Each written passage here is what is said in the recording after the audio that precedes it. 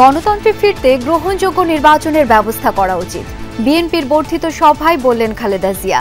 রাজনৈতিক ধূম্রজাল সৃষ্টি না করার আহ্বান তারেক রহমানের। গণতান্ত্রিক বাংলাদেশ নির্মাণের জন্য আমাদের সকলকে একযোগে কাজ করতে হবে। জাতীয় নির্বাচনের আগে স্থানীয় নির্বাচন অনুষ্ঠানের নামে কেন দেশের পরিস্থিতি আরো ঘোলাটে করতে চাইছে, এটি জনগণের কাছে বোধগম্য নয়। ঐক্যবদ্ধ থাকার প্রতিশ্রুতিতে শেষ হলো বিএনপির বর্ধিত সভা। দুঃসময়ের কর্মীদের ভুলে না যাওয়ার কথা স্মরণ করিয়ে দিল তৃণমূল। আজকে অত্যন্ত ভালো লাগছে, এই মুক্ত আকাশের নিচে মুক্ত বাতাসে আজকে বর্ধিত সভা হচ্ছে। এটাতে প্রমাণিত হয় বিএনপির মধ্যে গণতন্ত্র প্রতিষ্ঠা হয়েছে। আমরা ঐক্যবদ্ধ থেকে দেশকে এগিয়ে নিয়ে যাব। ছাত্রদের নতুন দল জাতীয় নাগরিক পার্টি, আহ্বায়ক নাহিদ, সদস্য সচিব আক্তার। দুর্নীতিমুক্ত দেশ গড়ায় অগ্রাধিকার। কাউকে আমরা সরাসরি নিজেরা গিয়ে আমরা দাওয়াত করছি। প্রধান উপদেষ্টা অত্যন্ত আন্তরিকতার সাথে আমাদের দাওয়াত গ্রহণ করেছেন এবং তিনি আমাদের জন্য শুভেচ্ছা জানিয়েছেন। দুর্নীতিমুক্ত বাংলাদেশ এইটা তো প্রথম এবং প্রধান ব্যারিয়ার, এবং মানুষ যে রাষ্ট্র থেকে যে ধরনের অধিকারগুলো পায় সেই অধিকারগুলো সুনিশ্চিত করা হবে। গণতান্ত্রিক ছাত্র সংসদের পূর্ণাঙ্গ কমিটি ঘোষণা। হট্টগোলের ঘটনায় দুঃখ প্রকাশ। পদ পাচ্ছে বেসরকারি বিশ্ববিদ্যালয়ের শিক্ষার্থীরাও। জুলাই আন্দোলনে এ পর্যন্ত তালিকাভুক্ত 834 শহীদ পরিবার পাবেন এককালীন 30 লাখ আর মাসিক 20,000 টাকা করে। আহতরা 5 লাখ পাবেন। বেক্সিমকোর বন্ধ হওয়া 14টি প্রতিষ্ঠানের প্রায় 32,000 কর্মীর দেনা পরিশোধ করা হবে 525 কোটি টাকা।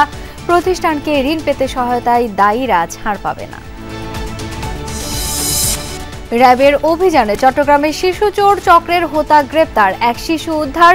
দরদাম করে ক্রেতার পছন্দ মতো কাজে নামত দুলাল নামের ওই ব্যক্তি। কথিত এক পীরের অত্যাচারে অতিষ্ঠ রাজধানীর মিরপুরবাসী। বাড়ি দখলে নানা পায় তারা। ভবন মালিককে জুলাই আন্দোলনে গুলি ছোড়ার মামলায় পাঠান কারাগারে। নিচে এসে আমার হাজব্যান্ডকে ডাকায় এবং ডাকানোর পরে আমার হাজব্যান্ডকে হুমকি দেওয়া হয় 10 কোটি টাকা দিতে হবে, আর না হলে বাড়ি ছাড়তে হবে।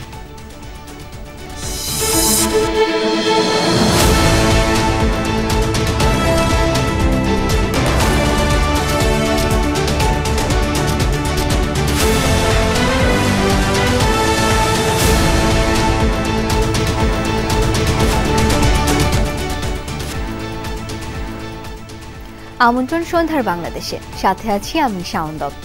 এতক্ষণ শিরোনাম দেখছিলেন। Akij Bashir brings the true 700 ppm clear glass in Bangladesh. Akij Bashir Glass. গণতান্ত্রিক বাংলাদেশ বিনির্মাণে জনগণকে সর্বশক্তি নিয়োগের আহ্বান জানিয়েছেন বিএনপি চেয়ারপারসন খালেদা জিয়া। তিনি বলেন, গণ অভ্যুত্থানের অর্জন নস্যাতে ফ্যাসিস্টদের দোসর ও বাংলাদেশের শত্রুরা ষড়যন্ত্র করছে।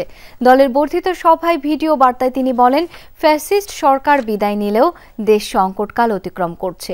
প্রতিশোধ প্রতিহিংসা ভুলে বাসযোগ্য উন্নত বাংলাদেশ গড়তে ছাত্র জনতার প্রতি আহ্বান জানান খালেদা জিয়া। সাইফুদ্দিন রবিনের রিপোর্ট।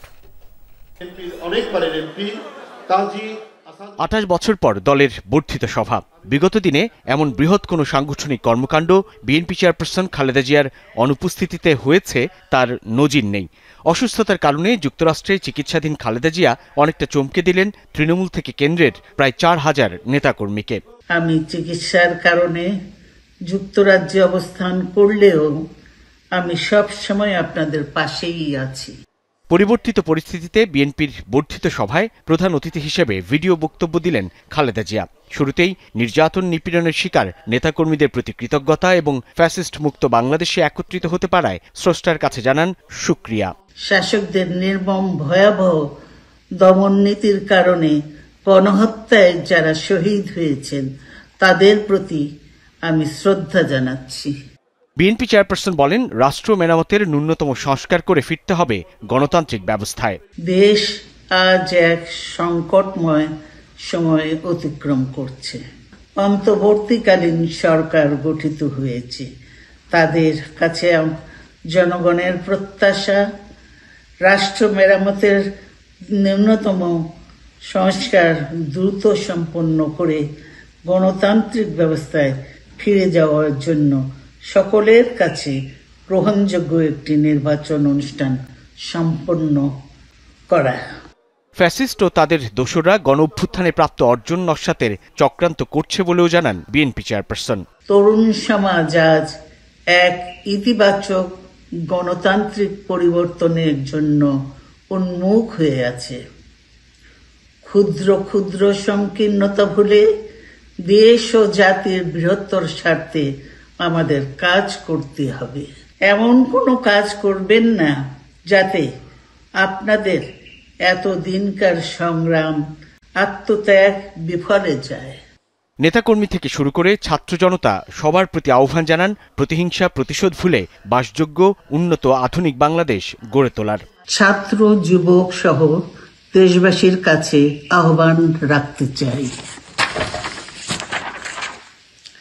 আসুন প্রতিহিংসা প্রতিশোধ নয়, পারস্পরিক ভালোবাসা ও ভ্রাতৃত্বের মাধ্যমে আমরা সকলে মিলে আমাদের প্রিয় মাতৃভূমিকে বাংলাদেশকে সত্যিকার অর্থেই একটি বাসযোগ্য উন্নত ও গণতান্ত্রিক রাষ্ট্রে পরিণত করি। দলের নেতাদের নির্দেশ দেন জনগণকে সম্পৃক্ত করে বিএনপিকে আন্দোলন সংগ্রাম ও রাষ্ট্র পরিচালনার জন্য ঐক্যবদ্ধ করার। এত ত্যাগের বিনিময়ে প্রাপ্ত এ অর্জনকে সুসংগত এবং ঐক্যকে আরো বেগবান করি। সাইফুদ্দিন রবিন, যমুনা নিউজ, ঢাকা। ঐক্য এবং জাতীয় নির্বাচনের পরিবেশ বিনষ্টের অপচেষ্টা চলছে বলে অভিযোগ করেছেন বিএনপির ভারপ্রাপ্ত চেয়ারম্যান তারেক রহমান। তিনি বলেন, জাতীয় নির্বাচন নিয়ে কোনো উপদেষ্টার বিভ্রান্তিমূলক বক্তব্য জনমনে হতাশা ও সন্দেহ সৃষ্টি করেছে। বর্ধিত সভায় তারেক রহমান নতুন দলকে স্বাগত জানান। বলেন, নির্বাচনের মাধ্যমে নতুনদের গ্রহণ বর্জনের সিদ্ধান্ত নেবে জনগণই। সাইফুদ্দিন রবিনের আরও একটি রিপোর্ট। নেই ধরপাকড় কিংবা গ্রেফতার আতঙ্ক। পরিবর্তিত রাজনৈতিক পরিস্থিতিতে দলের প্রথম বর্ধিত সভা বেলা 11টায় নিশ্চিন্তে নির্ভয়ে শুরু হয় বিএনপির এই সাংগঠনিক কার্যক্রম, যার শুরুতে 1 মিনিট নীরবতা পালন করা হয় বিগত আন্দোলন আর জুলাই গণ অভ্যুত্থানে নিহতদের স্মরণে। বিএনপির সিনিয়র যুগ্ম মহাসচিব রিজভী আহমেদ পাঠ করেন শোক প্রস্তাব। বাংলাদেশের রাজনীতিতে ন্যায়, নিষ্ঠা, সততা এবং দেশপ্রেমের এক অনন্য ক্ষণজন্ম পুরুষ বীর মুক্তিযোদ্ধা জিয়াউর রহমান। স্বাগত বক্তব্যে বিএনপি মহাসচিব নির্বাচনের সুস্পষ্ট ঘোষণার দাবি জানান। তিনি বলেন, গণতান্ত্রিক প্রক্রিয়াকে বাধাগ্রস্ত করার অপচেষ্টা চলছে। সেই গণতন্ত্রকে বিঘ্নিত করার জন্য, তাকে বাধা প্রদান করার জন্য আজকে একটি গোষ্ঠী, একটি মহল বিভিন্নভাবে চক্রান্ত শুরু করেছে। ফ্যাসিস্ট শেখ হাসিনা বিদেশে গিয়ে তিনি সেই চেষ্টা করছেন এবং বাইরে থেকেও চেষ্টা করা হচ্ছে। একই সঙ্গে দেশের অভ্যন্তরীণ অবস্থায় কিছু কিছু ব্যক্তি গোষ্ঠী তারা ভুল ব্যাখ্যা দিয়ে জনগণকে বিভ্রান্ত করার চেষ্টা করছে। উদ্বোধনী বক্তব্যে নেতাকর্মীদের নির্দেশনা দেন বিএনপির ভারপ্রাপ্ত চেয়ারম্যান। বলেন, সংস্কার ও স্থানীয় নির্বাচন নিয়ে ধূম্রজাল তৈরি করা হচ্ছে। স্থানীয় নির্বাচন অনুষ্ঠিত হলে সেটি হবে সারা দেশে পলাতক স্বৈরাচারের দোসরদের পুনর্বাসনের একটি প্রক্রিয়া, যা সরাসরি গণ অভ্যুত্থান আকাঙ্ক্ষা বিরোধী।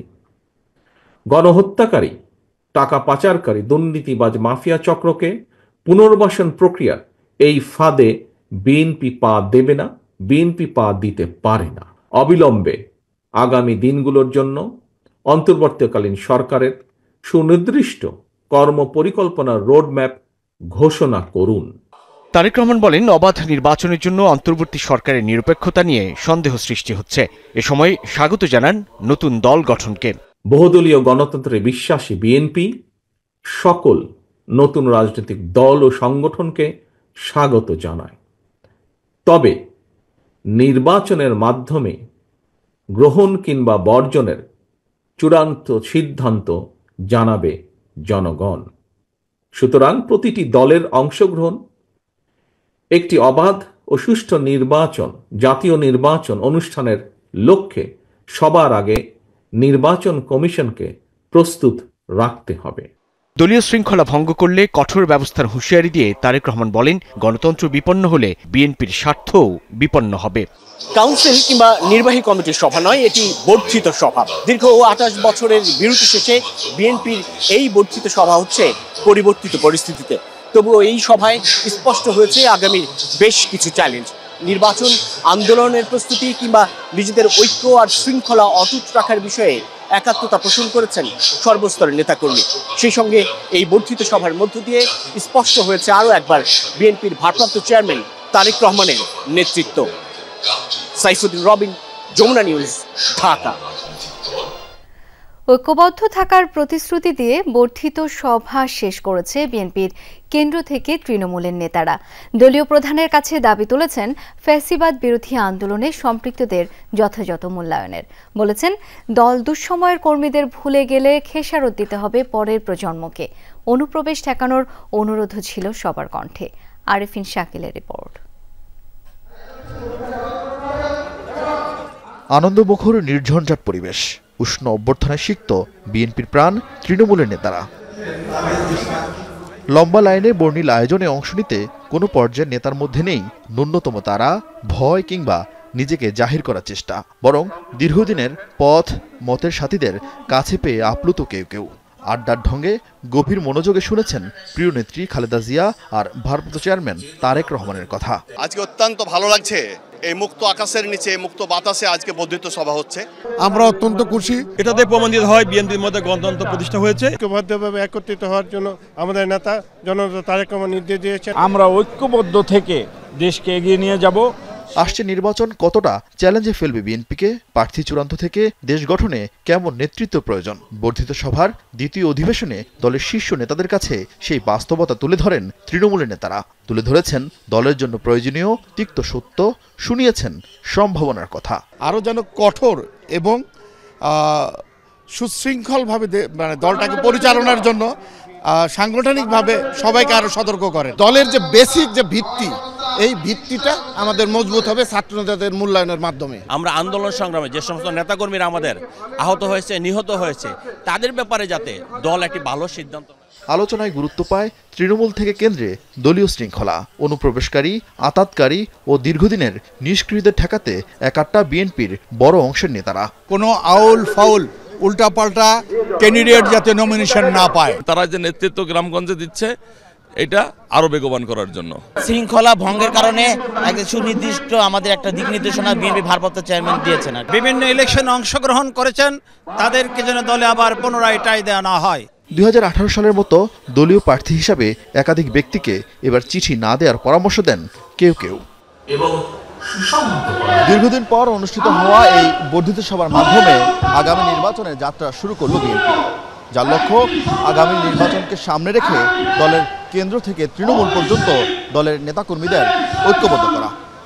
নেতারাও প্রতিশ্রুতি দিলেন আগামী সংসদ নির্বাচনে ধানের শীষের পক্ষে একাটা থাকার। আরেফিন শাকিল, যমুনা নিউজ, ঢাকা। নতুন রাজনৈতিক দলের নাম হচ্ছে জাতীয় নাগরিক পার্টি। আহ্বায়ক হচ্ছেন নাহিদ ইসলাম, সদস্য সচিব আক্তার হোসেন এবং মুখ্য সমন্বয়ক নাসির উদ্দিন পাটোয়ারি। এছাড়া উত্তরাঞ্চলের মুখ্য সংগঠক সার্জিস আলম, দক্ষিণাঞ্চলের মুখ্য সংগঠকের দায়িত্বে হাসনাত আবদুল্লাহ। যমুনা নিউজকে হাসনাত জানান, নতুন দলের প্রথম অগ্রাধিকার হবে দুর্নীতিমুক্ত দেশ গড়া। এই দল নাগরিকের অধিকার নিশ্চিত করতে কাজ করবে, কেউ আর প্রজা থাকবে না। এদিকে মানিক মিয়া এভিনিউয়ে চলছে আত্মপ্রকাশ আয়োজনের প্রস্তুতি। মানিক মিয়া এভিনিউতে চলছে ব্যারিকেড সহ স্টেজ প্রস্তুতির কাজ। ছাত্রদের এই জমায়েতে মেডিকেল টিম, ওয়াশরুম, পুলিশের বুথের পাশাপাশি থাকছে পানির ব্যবস্থা। একই সাথে ব্যাকস্টেজে নারীদের জন্য থাকবে আলাদা বসার ব্যবস্থা। নতুন দল জাতীয় নাগরিক পার্টির শীর্ষ অর্গানোগ্রাম চূড়ান্ত। আহ্বায়ক হচ্ছেন নাহিদ ইসলাম, সদস্য সচিব আক্তার হোসেন, মুখ্য সমন্বয়ক নাসির উদ্দিন পাটোয়ারি, উত্তরাঞ্চলের মুখ্য সংগঠক সার্জিস আলম ও দক্ষিণাঞ্চলের মুখ্য সংগঠকের দায়িত্বে হাসনাত আবদুল্লাহ। এনসিপির পক্ষে আত্মপ্রকাশ আয়োজনের দাওয়াত পৌঁছে দিতে প্রধান উপদেষ্টার বাসভবনে যান প্রতিনিধিরা। এরপর বিএনপি ও জামায়াতে ইসলামীকেও দাওয়াত পৌঁছে দেওয়া হয়।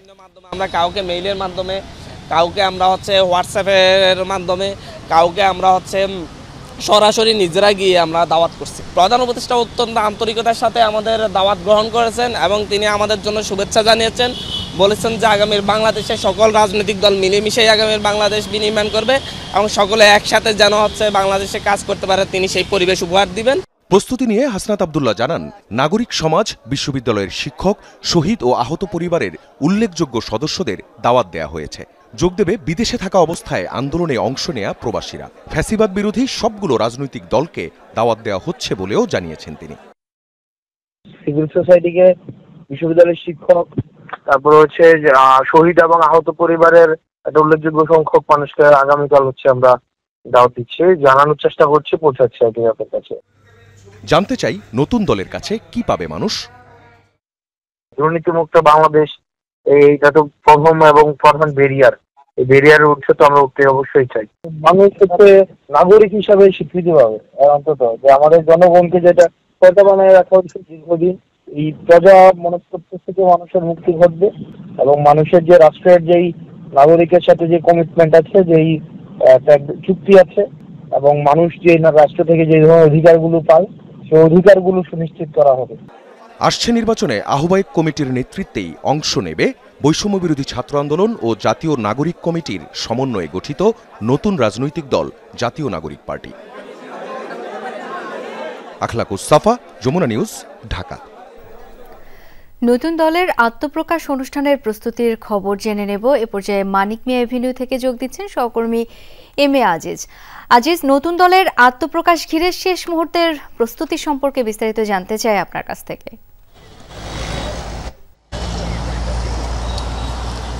ধন্যবাদ শাওন। জাতীয় নাগরিক পার্টির আত্মপ্রকাশ ঘিরে শেষ মুহূর্তের প্রস্তুতি চলছে মানিক মিয়া এভিনিউয়ে। এখানে মঞ্চ সজ্জা এবং স্টেজ সজ্জার কাজ চলমান রয়েছে। আমরা এখানে যারা কাজ করছেন তাদের সঙ্গে কথা বলেছি, তারা আমাদের জানিয়েছেন যে আজ সকাল থেকে তারা কাজ শুরু করেছেন, তাদের এই কাজ চলমান রয়েছে। তারা আশা করছেন যে আগামীকাল সকাল বা দুপুরের মধ্যেই তারা তাদের সকল কাজ সম্পন্ন করতে পারবেন। তারা আমাদেরকে জানিয়েছেন যে মানিক মিয়া এভিনিউর মূল যে সড়ক, সেই সড়কেই তারা মঞ্চ নির্মাণ করবেন। তবে তার সেই মঞ্চের যে কাজ, সেই কাজগুলো তারা রাস্তার পাশেই সেরে নিচ্ছেন। এরপর মধ্যরাত বা শেষ রাতের দিকে এগুলো নিয়ে মূল সড়কে তারা বসিয়ে দিবেন। এর পাশাপাশি আমাদেরকে জানানো হয়েছে যে এখানে যারা নতুন রাজনৈতিক দলের যারা নেতৃবৃন্দ হচ্ছেন তারা কিছুক্ষণ আগে এসেছিলেন কয়েকজন, তারা কাজের সার্বিক খোঁজখবর নিয়েছেন। তারা এখানকার কাজের সার্বিক বিষয় নিয়ে সন্তুষ্টি প্রকাশ করার কথা জানিয়েছেন। এর পাশাপাশি দর্শক আপনারা দেখতে পাচ্ছেন যে এখানে মঞ্চ নির্মাণের যে কাজ, সে কাজ চলমান রয়েছে। এই পাশে কাজ করছেন বেশ কয়েকজন শ্রমিক, তাদের সঙ্গে আমরা কথা বলেছি। তারা বলেছেন যে খুব দ্রুত সময়ের মধ্যে তারা তাদের কার্যক্রম শেষ করতে পারবেন।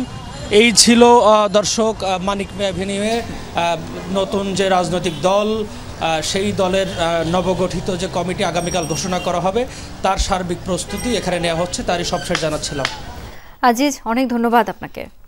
নতুন রাজনৈতিক দলের ছাত্র সংগঠন বাংলাদেশ গণতান্ত্রিক ছাত্র সংসদের কেন্দ্রীয় পূর্ণাঙ্গ কমিটি ঘোষণা করা হয়েছে। বিকেলে ঢাকা বিশ্ববিদ্যালয়ের মথুর ক্যান্টিনে সংগঠনের কেন্দ্রীয় আহ্বায়ক আবু বাকের মজুমদার কমিটি ঘোষণা করেন। এ সময় গতকাল শিক্ষার্থীদের একাংশের বিক্ষোভ ও হাতাহাতির ঘটনাকে অনাকাঙ্ক্ষিত উল্লেখ করে দুঃখ প্রকাশ করেন তিনি। বলেন, সামান্য ভুল বোঝাবুঝিতে ক্যাম্পাসগুলোতে উত্তেজনাকর পরিস্থিতি তৈরি হবে এমনটা প্রত্যাশিত নয়। গতকাল ঢাকা বিশ্ববিদ্যালয়ে মধুর ক্যান্টিনে নতুন ছাত্র সংগঠন বাংলাদেশ গণতান্ত্রিক ছাত্র সংসদের কমিটি ঘোষণা নিয়ে দুপক্ষের মধ্যে হট্টগোল, হাতাহাতির ঘটনা ঘটে। আহত হয় প্রাইভেট বিশ্ববিদ্যালয়ের কয়েকজন শিক্ষার্থী। দুপক্ষের মধ্যে উত্তেজনাকর পরিস্থিতির কারণে পূর্ণাঙ্গ কমিটি প্রকাশ না করেই অনুষ্ঠান শেষ হয়। বৃহস্পতিবার বিকালে কমিটি ঘোষণার জন্য আবারও মধুর ক্যান্টিনে সংবাদ সম্মেলন ডাকে সংগঠনটি।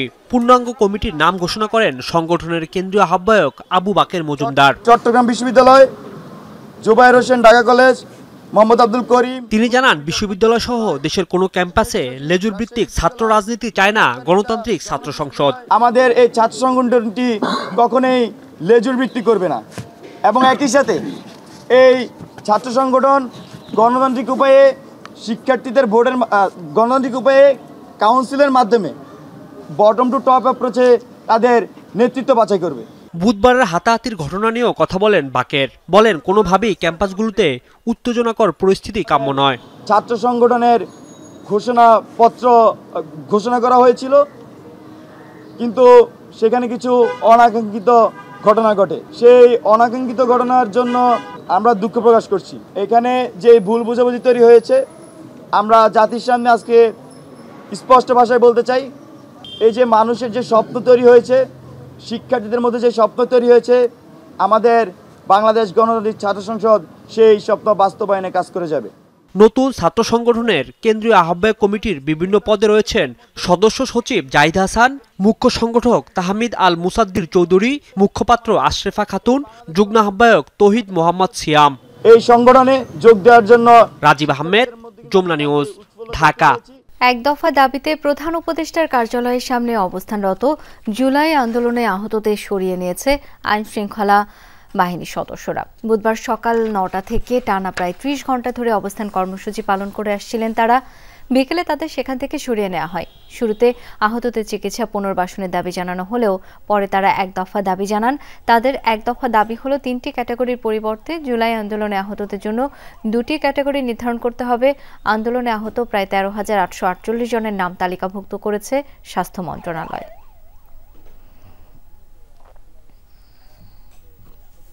জুলাই আন্দোলনে শহীদদের জুলাই শহীদ ও আহতদের জুলাই যোদ্ধা নামে অভিহিত করার সিদ্ধান্ত নেওয়ার কথা জানালেন প্রধান উপদেষ্টার প্রেস সচিব শফিকুল আলম। বিকেলে প্রধান উপদেষ্টার কার্যালয়ে অনুষ্ঠিত সভার পর এক প্রেস ব্রিফিংয়ে এমন তথ্য জানান তিনি। আরও বলেন, জুলাই বিপ্লবে যারা শহীদ হয়েছেন তাদের পরিবার ও আহতদের সহযোগিতার জন্য অন্তর্বর্তী সরকার সচেষ্ট। এছাড়া শহীদ পরিবার ও আহতদের 3টি মেডিকেল ক্যাটাগরিতে সুবিধা পাওয়ার বিষয়েও জানান প্রেস সচিব। বলেন, গেজেটে প্রকাশিত তালিকার 834 শহীদ পরিবারকে এককালীন 30 লাখ টাকা অনুদানের সিদ্ধান্ত দেওয়া হয়েছে। একই সাথে 5 লাখ করে টাকা পাবেন আহতরা। শহীদদের সংখ্যার বিষয়ে প্রেস সচিব জানান, শহীদের সংখ্যা 834 জন, এটা গেজেটেড, কিন্তু যেহেতু জাতিসংঘের হিসাবে শহীদ 1400 জন, এ কারণে এখনও এ নিয়ে তদন্ত এবং অনুসন্ধান চলছে।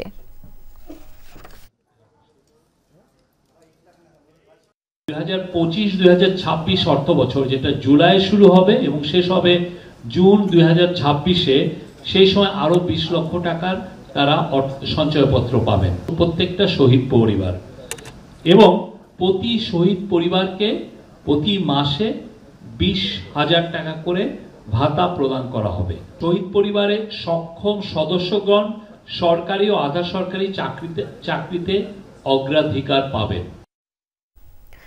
দেশের প্রয়োজনে সেনা সদস্যদের দায়িত্ব পালন আর সর্বোচ্চ আত্মত্যাগের জন্য প্রস্তুত থাকার আহ্বান জানিয়েছেন সেনাপ্রধান জেনারেল ওয়াকারুজ্জামান। রাজশাহী সেনানিবাসের প্যারেড গ্রাউন্ডে কর্নেল অব দ্য রেজিমেন্টের অভিষেক অনুষ্ঠানে প্রধান অতিথির বক্তব্য রাখেন তিনি।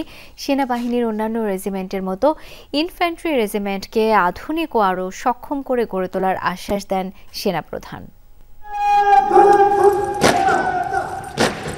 রাজশাহী সেনানিবাসের প্যারেড গ্রাউন্ড প্রচলিত সামরিক রীতি অনুযায়ী সেনাপ্রধানকে দেওয়া হয় গার্ড অফ অনার। পরে বাংলাদেশ ইনফ্যান্ট্রি রেজিমেন্টাল সেন্টারে 7ম কর্নেল অব দি রেজিমেন্ট হিসেবে অভিষিক্ত হন জেনারেল ওয়াকারুজ্জামান।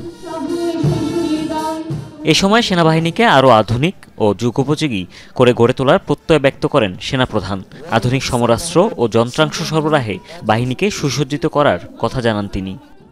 যুব উপযোগী ও আধুনিক প্রযুক্তির যে কোনো প্রয়োজনীয় যুদ্ধাস্ত্র এবং সরঞ্জাম যোগান দেওয়ার ব্যাপারে আমি সর্বদা সচেষ্ট থাকব। কর্নেল অব দি রেজিমেন্ট হিসাবে আমি বাংলাদেশ ইনফ্যান্ট্রি রেজিমেন্টের প্রত্যেকটি সদস্যকে পেশাদার ও সুপ্রশিক্ষিত হিসাবে গড়ে তুলতে সর্বদা বদ্ধপরিকর।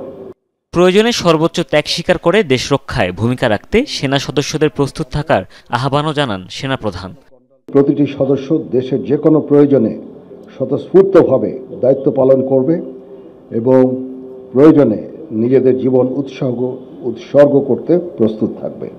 দুর্জয়, দুরন্ত, নির্ভীক এই মূলমন্ত্রে উজ্জীবিত এই রেজিমেন্টের উন্নয়ন ও পেশাগত দক্ষতা বৃদ্ধির আশ্বাস দেন তিনি। হুমায়ুন রশিদ, যমুনা নিউজ। বন্ধ হয়ে যাওয়া বেক্সিমকো গ্রুপের কারখানা শ্রমিকদের পাওনা পরিশোধ শুরু হচ্ছে আগামী 9 মার্চ। মোট 525 কোটি টাকা দায় মেটানোর সিদ্ধান্তের কথা নিশ্চিত করেছেন শ্রম ও কর্মসংস্থান উপদেষ্টা অবসরপ্রাপ্ত brigadier general M Shakhawat Hossain. এমন সিদ্ধান্তের পর শ্রমিক নেতাদের দেশপ্রেমিকের মতো আচরণ করতে অনুরোধও জানিয়েছেন উপদেষ্টা।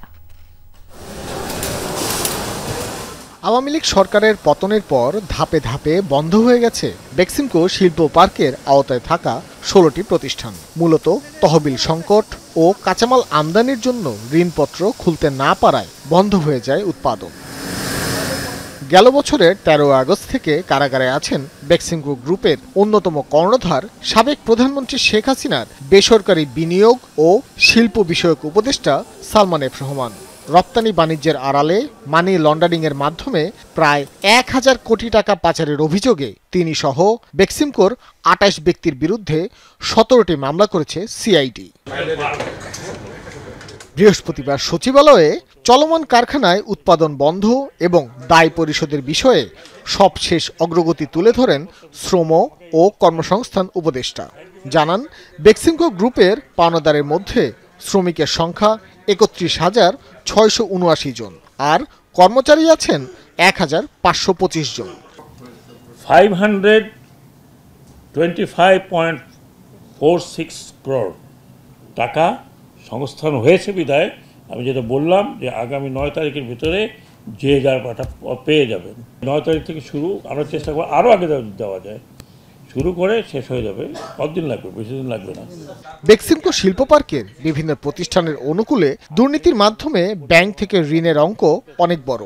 এর সাথে জড়িতদের বিরুদ্ধে ব্যবস্থা নেবার কথাও জানান উপদেষ্টা। আমি শ্রমিক নেতাদের অনুরোধ করব যে ওনারা যেন পরিস্থিতিটা বোঝেন, কেন ওনারা সবই দেশপ্রেমিক, প্রত্যেকে দেশপ্রেমিক।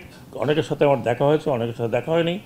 যাদের সাথে দেখা হয়নি আমি সময় মতো তাদেরকেও ডাকবো। আপনারা সবাই দেশপ্রেমিক, এমন কিছু করবেন না, গতবারের মতো যা দেখেছি এমন কিছু করবেন না বা এমন কিছু করতে দেবেন না যে আবার একটা সমস্যার সৃষ্টি হয়।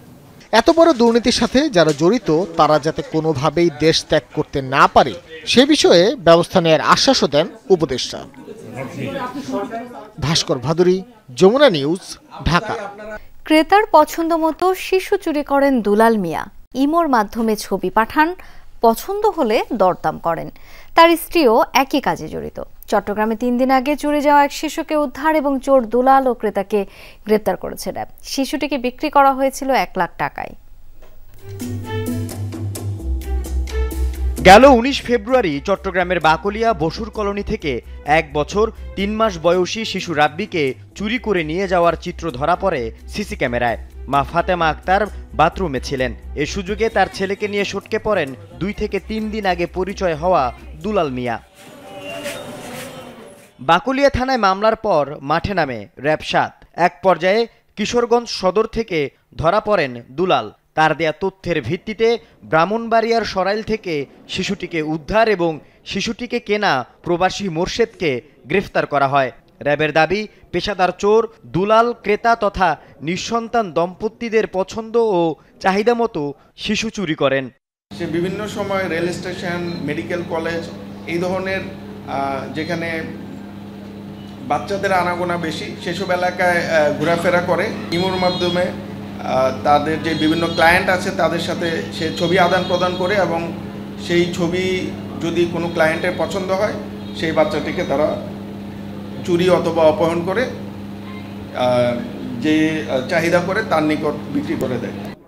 চুরি করা শিশুটিকে 1 লাখ টাকায় কিনেছিলেন প্রবাসী মোর্শেদ।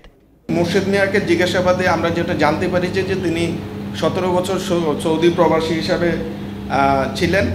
তার 5টি কন্যা সন্তান রয়েছে। যেহেতু তার কোনো পুত্র সন্তান নেই সে কারণেই মূলত তিনি দুলালের সাথে কন্ট্যাক্ট করেন যে তার একটি পুত্র সন্তান দরকার এবং সেই ধারাবাহিকতায় পুত্র সন্তানের আকাঙ্ক্ষা এই অপহরণ চক্রের সাথে যোগসাজশের প্ররোচনা দিয়ে শিশু বাচ্চাটিকে তার কাছে নিয়ে যায়।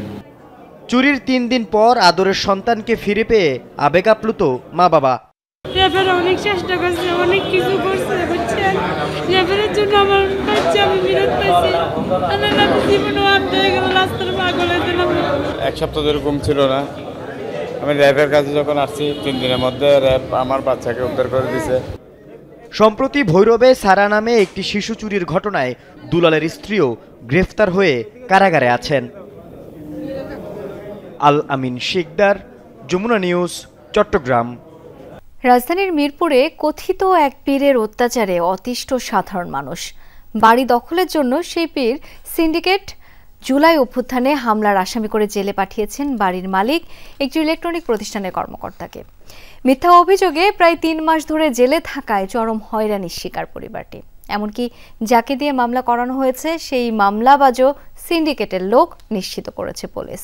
তবে পাওয়া যায়নি সেই পীরকে। মনিরুল ইসলামের রিপোর্ট, ক্যামেরায় ছিলেন শাফিন আহমেদ বাবু। বাচ্চা আমাকে বলে যে বারবার কি অফিস থেকে আসতে অনেক দেরি হবে। পল্লবীর বাসিন্দা শারমিন জাহানের কান্না প্রায় 3 মাস ধরে। 3 বছর বয়সী হাসিমুখের শিশুটিও জানে না তার বাবা কারাগারে, শুধু জানে বাবা গেছে অফিসে, একটু পরেই চলে আসবে। শারমিনের স্বামী জিয়াউদ্দিন রিপন একটি প্রসিদ্ধ ইলেকট্রনিক্স ও অটোমোবাইল কোম্পানির সিনিয়র জেনারেল ম্যানেজার। মাসের 30 দিন নিয়মিত অফিস করা মানুষটি কিনা এখন জুলাই আন্দোলনে গুলি ছুড়ে হত্যা চেষ্টার আসামি। ভুক্তভোগী রিপনের পরিবারের অভিযোগ, বছর 2 আগে সাইদুর রহমান মাহবুবী নামের এক কথিত পীরের কাছে তাদের ভবনের 2টি ফ্ল্যাট বিক্রির জন্য চুক্তি হয়। কিন্তু চুক্তির মেয়াদ শেষ হলেও পুরো টাকা পরিশোধ না করে ফ্ল্যাটগুলো দখলে নেয় সেই পীর। পরে ফ্ল্যাট 2টি বিক্রি করতে না চাইলে রিপনের পরিবারের উপর ক্ষিপ্ত হয় ওই পীর পক্ষ। পরিকল্পনা করে পুরো ভবন দখলের। তার গ্যাং নিয়ে 15-20 জন আমার বাসার নিচে আসে। নিচে এসে আমার হাজব্যান্ডকে ডাকায় এবং ডাকানোর পরে আমার হাজব্যান্ডকে হুমকি দেওয়া হয় 10 কোটি টাকা দিতে হবে, আর না হলে বাড়ি ছাড়তে হবে। তখন আমার হাজব্যান্ড একটা মামলা করলো। শুধু তাই নয়, রিপনের নামে মামলা দেওয়া হয় জুলাই আন্দোলনে অস্ত্রশস্ত্র নিয়ে হামলার। পরিবার জানায়, মামলার উল্লেখিত সময় 19 জুলাই বিকেলে সারা দিন বাসায় ছিলেন রিপন। থানা থেকে যখন পুলিশরা এসে আমার হাজব্যান্ডকে যখন গ্রেফতার করে নিয়ে যায়, তখন ওই যে নিচে যে পীরের লোক থাকে মাহবুব, ও গেটটা খুলে দেয়। একজন লোক যদি রাজনীতি করে সে কখনো রেগুলার অফিস করে না। 5 মাসের অ্যাটেন্ডেন্স রিপোর্ট সহ আমি আদালতে দিয়েছি, তাও আমি ন্যায় বিচার পাইনি। আওয়ামী লীগের লিস্ট খুঁজলে নামগন্ধ পাওয়া যাবে না, আমার ভাইয়ের বা আমার 14 গোষ্ঠীর নামগন্ধ পাওয়া যাবে না। যিনি মামলা করেছেন তিনি মিরপুর 13 এলাকায় চা দোকানি বশির। দাবি করেন তিনিও আন্দোলনের সময় গুলিতে আহত। কিন্তু প্রশ্ন হলো, 19 জুলাই গুলিবিদ্ধ হয়ে সেপ্টেম্বরে সুস্থ হবার পর ডিসেম্বরে বা 3 মাস পরে মামলা করলেন কেন? অনেক প্রশ্নের সদুত্তর না দিয়ে বাদীর শুধু একটি দাবি, তিনি গুলিবিদ্ধ হবার আগেই ঘটনাস্থলে দেখেছেন রিপনকে। আমার ফ্যামিলিও তেমন একটা শিক্ষিত না, আমরাও তেমন একটা সালাকচিত না। এই যে বাইতানে গরু বেচে আনিয়া দোকান দিচ্ছে, এই নামগুলি আমি এখানে অনেক বছর ধরে থাকি। 3 মাস পরে আপনি মামলা করতে গেছেন? 3-9 তারিখে আইসা আবার 8 তারিখে যে আবার আমি ভর্তি হয়েছি। বাদীর ভাষ্যে রিপন নাকি মিরপুর এলাকার আওয়ামী লীগের বড় নেতা, অথচ আওয়ামী লীগের কোনো কমিটিতে জিয়াউদ্দিন রিপনের নাম পাওয়া যায়নি। এমনকি রিপন যে অফিসে চাকরি করেন সেটার উপস্থিতি তালিকায় দেখা গেছে জুলাই মাসে কারফিউ জারির 4 দিন বাদে বাকি দিনগুলোতে তিনি নিয়মিত 8 ঘন্টা অফিস করেছেন। তাহলে রিপন আন্দোলনকারীদের উপর হামলা করলেন কখন? এই প্রশ্নের উত্তর খুঁজতে কথা বলি পল্লবী এলাকার কয়েকজন আন্দোলনকারীর সাথে। ছাত্রদের সাথেই করছি, তখন এই কর্নারে আসছি, রিপন ভাই পানির কেস দিয়েছে, আমি নিজে হাতে নিয়েছি রিপন ভাইয়ের কাছ থেকে পানির কেস, ছাত্রদের খাওয়াইছি পানি নিয়ে। উনি নাকি আপনাদেরকে মানে আপনাদের বিরুদ্ধে কাজ করছে। ইম্পসিবল, এটা ইম্পসিবল, কারণ ইভেন আমার ফ্রেন্ডরাও অনেকে গুলি খেয়েছে, উনি হেল্প করেছে।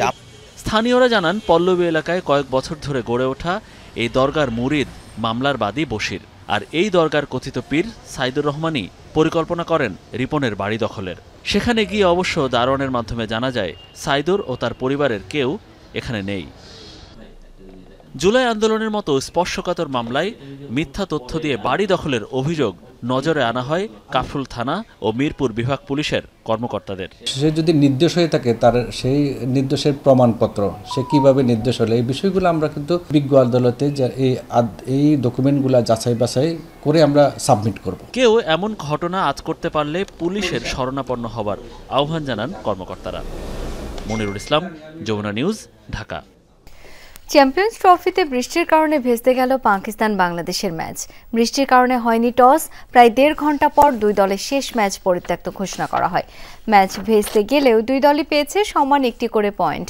রাওয়ালপিন্ডিতে গত কয়েকদিন থেকেই বৃষ্টি হচ্ছে। এই ভেন্যুতেই ভেস্তে যায় অস্ট্রেলিয়া দক্ষিণ আফ্রিকা ম্যাচ। বাংলাদেশ পাকিস্তান ম্যাচেও বাগড়া দেবে বৃষ্টি, তা আগে থেকেই ধারণা করা হচ্ছিল।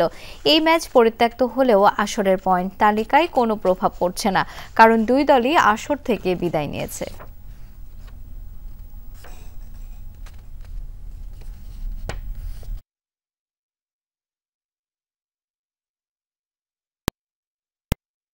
আগামী বছরের বিধানসভা নির্বাচনের প্রস্তুতি নিয়ে দলের নেতাদের সাথে বৈঠক করেছেন পশ্চিমবঙ্গের মুখ্যমন্ত্রী মমতা ব্যানার্জি।